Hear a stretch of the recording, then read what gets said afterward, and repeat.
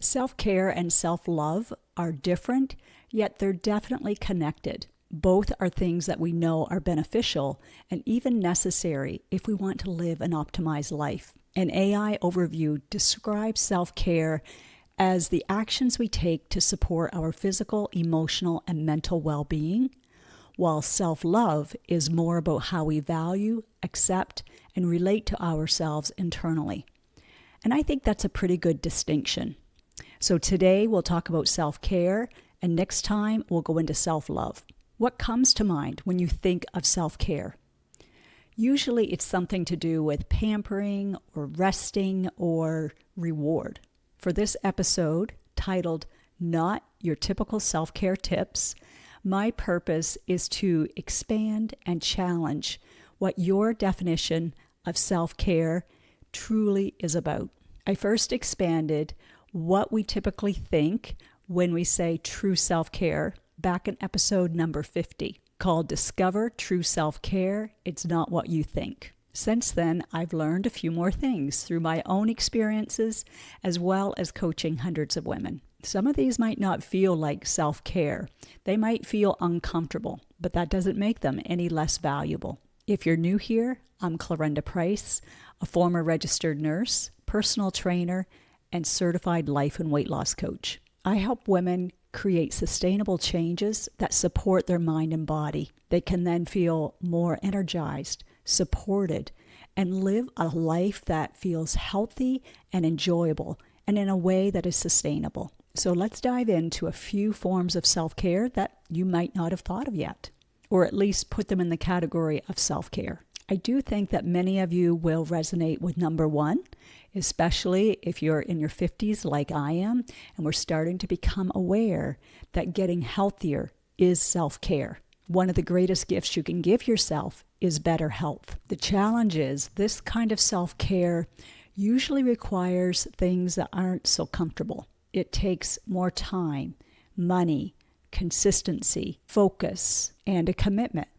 But it is so worthwhile. The return on your investment is huge. When I think about self-care, I think about things like protecting my sleep.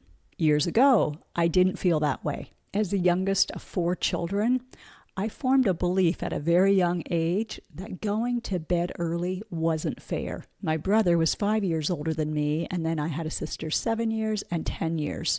So of course they got to stay up later. And I'd go to bed hearing them laughing, maybe still playing a game, or just know that they were up reading with their lights on, and I couldn't do that. I always felt like I was missing out. I had extreme FOMO, especially on a Friday night. My mom stayed up really late as well, and we've talked about this, and she said, yeah, I was a night hawk because that's the only time that I had time to myself. And maybe some of you watching can relate as well, that that's your only me time. It's the only time that no one's calling your name. So our childhood experiences can influence how we see things, and sometimes we're not even aware of it. I still have a little bit of FOMO if I'm thinking something else is more interesting and I'm going to bed. Right now, with it not being dark, I feel like I can't go to bed before it's dark, and yet I know if I can get to sleep by 10 o'clock, I am setting myself up for a much better day. I know I'll have better energy, more focus, and give my body time for it to do its thing, to rest and repair. So self-care isn't always about adding something. Think of it as also protecting something. That's especially important when we think of this number one about building better health. Number two is build support around yourself. Creating a support system, investing in a support system that makes your journey easier and more enjoyable, that is self-care. Trying to do everything alone is frustrating. It can feel lonely, and it really isn't necessary. One of the reasons that community works so well is because it reminds us that we're not alone, that we're all human, that other people are having a hard day or have had a difficult time at work, and we can still get through things. They're also messing up, learning, growing, and figuring out things. I also believe that coaching is a form of self-care. It's not always that we need someone to tell us what to do. It's that It's showing us what we can't see ourselves. Everyone has blind spots. And I know when that's been shown to me, I was like, whoa, I didn't even realize that I was thinking that or doing that. So yes, even as a coach, I invest in coaches. They say the best coaches have a coach. And that's important. I do that for business, for my personal life, relationships, but most importantly, for keeping a healthy mind and body.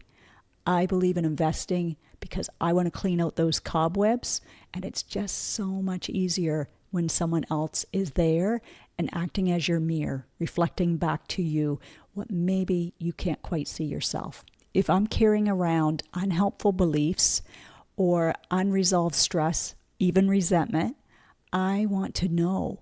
And I often can't see that myself, or I might see it, but it feels too big to tackle alone. So I don't believe in staying stuck. So if someone else has had the experience, has the knowledge, or simply understands because they've been there in some form in life, then I want to work with that person. That doesn't mean I'm not capable, because I'm very capable and I can help clients get the results that they want, but we can't often see our blind spots. I view my mental, my physical, my spiritual, my emotional health as my greatest wealth. Taking care of them isn't selfish. I know Bree's happy when I do this because it means I'm going to be able to stay strong and independent, and me being healthier will make it easier on her 20 years from now, 30 years from now. Number 3 is get uncomfortable on purpose. And yes, that might surprise you a bit, but it's very important that we step out of our comfort zone to take us to the next level. I can think of a very recent example from last weekend. There was one woman who definitely stepped out of her comfort zone. She signed up for the workshop and showed up not knowing anyone there except for me.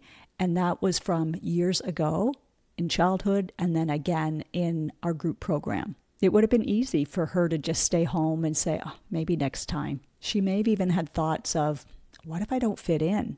Or what if I get teary? What if everyone already knows each other? Those are typical and normal thoughts that we have when we go to step out of our comfort zone. And that's just because the primitive brain is doing its job, trying to keep you safe and comfortable and not put yourself in harm's way. I say harm's way because that is the survival part of your brain. So the great news is she was able to override that, work through it, and show up anyway.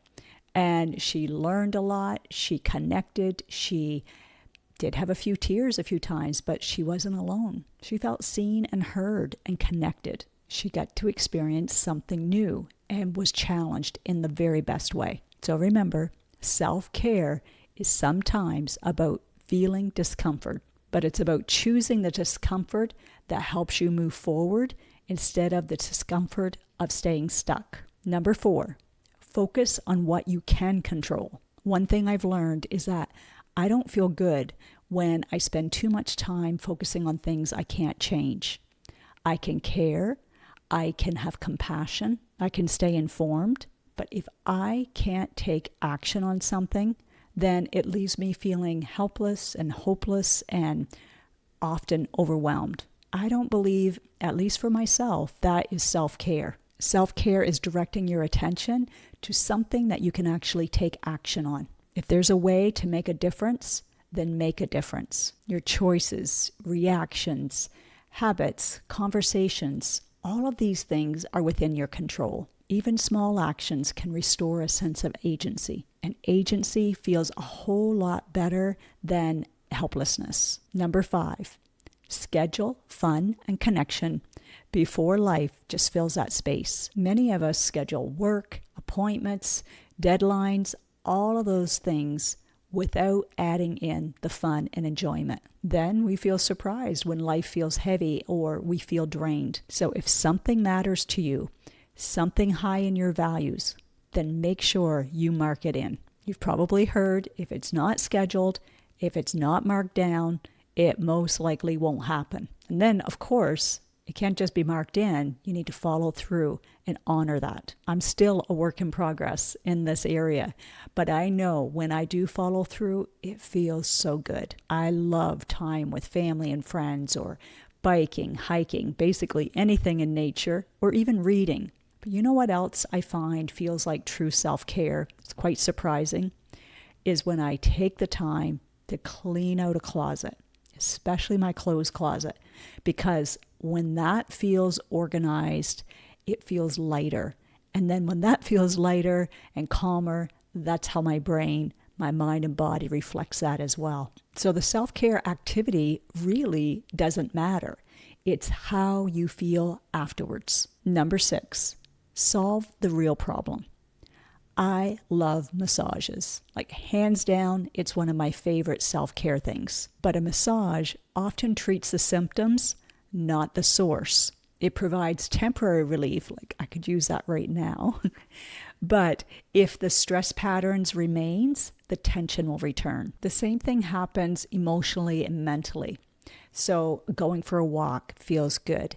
Having time to spend in meditation or writing, that is all helpful. Vacations are fun and a good break from work. But if we never address what is actually underlying, what's creating that stress, and look for a solution for it, it's just a matter of time before we need another escape. And those are temporary, and you've probably been there, where then you feel you need another and another, or you are using food and then that's creating more problems, and it's really not true self-care. Sometimes self-care looks like having that difficult conversation, making a decision, setting the boundary, looking for support to help you find the solution to solve the problem. It could also be addressing the thing you've been avoiding, because relief feels good, pleasure feels good, but the real relief comes from when we can solve what is creating the stress in the first place. And solving it doesn't necessarily mean